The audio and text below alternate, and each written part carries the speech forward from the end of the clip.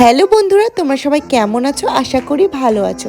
তো আজকে আমি আর মা চলে গেছিলাম ফুলের নার্সারিতে, মানে মায়ের কিছু ফুল নেওয়ার ছিল। তো চারিপাশটা দেখো কি সুন্দর লাগছে দেখতে।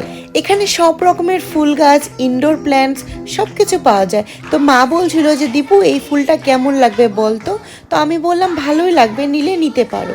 এত বড় নার্সারির মাঝখানে কিন্তু একটা ছোট্ট মন্দিরও দেখতে পেলাম, মানে শিব পার্বতীর মূর্তি দেখতে পেলাম। তো যাই হোক, ওই পাশটা তোমাদেরকে দেখাচ্ছি, উপরে ব্রিজ, আর এখানটায় দেখো চারিদিকে শুধু গাছ। আমরা কি কি গাছ নিলাম সেটা তোমাদেরকে নেক্সট ব্লগে দেখিয়ে দিব। তো পাশেই ছিল একটা মন্দির, সেখানেও আমরা ঢুকে গেলাম।